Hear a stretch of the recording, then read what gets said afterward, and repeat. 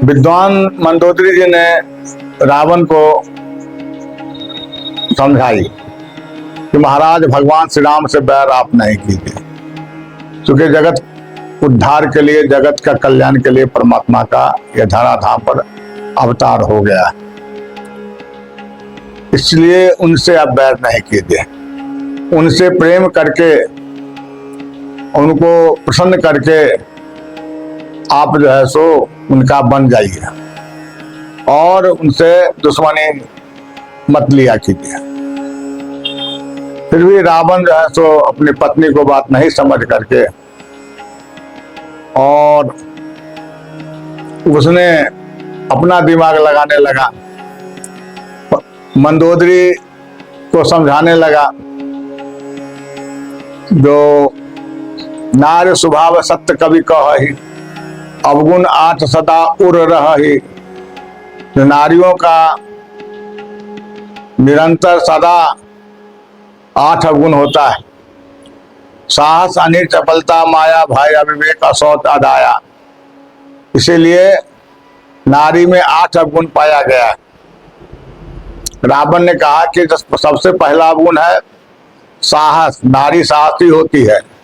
अनित माने क्रोधी होती है, दूसरा अवगुण। तीसरा अवगुण अपवित्रता विशेष रूप से माना जाता है। साहस, अनित, चपलता माने ज्यादा से ज्यादा उनका जो है सो गंदापन रहता है, अस्वच्छता माना जाता है, अपवित्रता माना जाता है। इसीलिए तीसरी बात बताया उन्होंने। चौथी बात बताया साहस, अनित, चपलता, माया, अर्थात वह कोई भी महिला हो मायावरी होती है, कभी रोती है, कभी हंसती है, छल बल लेकर के चलती है, छुपाव रखती है। इसीलिए 4 अवगुण हुआ। 5वां है कि साहस, अनित, चपलता, माया, भय, हमेशा भयभीत बनी रहती है, भयभीत रहती है। भय, अविवेक, अविवेक का मतलब होता है अज्ञानता, अज्ञानता हमेशा रहता है उसके अंदर। भय, असौच अर्थात अपवित्रता, अदाया कभी कभी निर्दयता को परिचय देती है। इसीलिए नारी स्वभाव सत्य कवि कही, अवगुण 8 सदा उर रहे।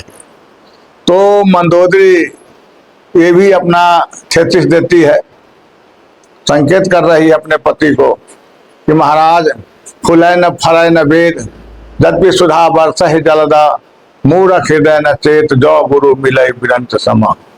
यदि आप कैसे मूर्खों के लिए ब्रह्मा कैसे भी चतुर्वेदी, चारों वेद को जानने वाले भी मिल जाए तो आप समझ नहीं सकेंगे, क्योंकि आप मूर्ख है, आपका दिमाग शून्य है, इसीलिए आपको मूर्ख कहा जाता है। तो उनका पत्नी मूर्ख साबित कर दिया रावण को। अब देखिए, तो रावण जानबूझ करके ढिठाईपन करता था, जानबूझ करके पाखंड फैलाता था। इसीलिए एक जाने बूझे में पाखंड फैलाता है, एक अनजाने में पाखंड फैलाता है।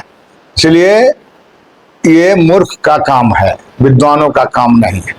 विद्वान का काम है कि सबको मानना चाहिए और सबके हृदय की बात जानना चाहिए और सब अनुकूल होना चाहिए, अनुकूल बनाना चाहिए सबको। तो ये विद्वानों का काम है। विद्वान का काम है उदंड नहीं होना। जिसमें उदंडता आ गया वह विद्वान नहीं है। उदंडता है जो अपने आप को कहता है मैं विद्वान हूँ, मैं 100 ग्रंथ लिखा हूँ, 200 पर मेरा अधिपत्य है, 300 ग्रंथ मैंने अनुवादन किया हूँ, आविष्कार किया हूँ। ऐसे मूर्खों से हमेशा बचे रहना चाहिए। ये लोग मूर्ख है। बड़े बड़ाई न कीजिए, बड़े न बोले बोल, रही मन हीरा कब कहे जब लाख टका जब मोल। इसलिए बड़े आदमी अपने को बड़ापन नहीं करता है। उच्छृंखलता जिसके अंदर में है, जिसके अंदर में जैसे कि अर्धजल गगरी छिलका जाए, थोड़ा जानने वाला वह खतरनाक होता है। A little knowledge is dangerous thing. वह समथिंग ब्रेन, समथिंग दिमाग, समथिंग सोच वाले जो लोग हैं वह सब खतरनाक होते हैं। उनका न वैदिक ज्ञान है, न पुरानी ज्ञान है, न उनका तंत्रुक्त ज्ञान है, न उनका कोई मौखिक ज्ञान है, न कोई सत्संग का ज्ञान है। वो अपने आप को डंडा लेकर के दुनिया को दिखाते हैं कि हम डंडाधारी है। तो भाई ठीक है, क्योंकि हम लोगों ने रिसर्च किया है, हम लोगों ने तलाश किया है, खोजा है।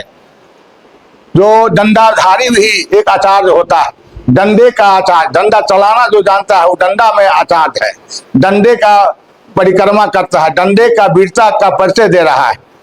इसीलिए डंडाधारी भी आचार्य है, डंडे में आचार्य है, डंडा क्लास किए हुआ है। डंडे क्लास करने वाले लोग डंडा से आचार्य करते हैं।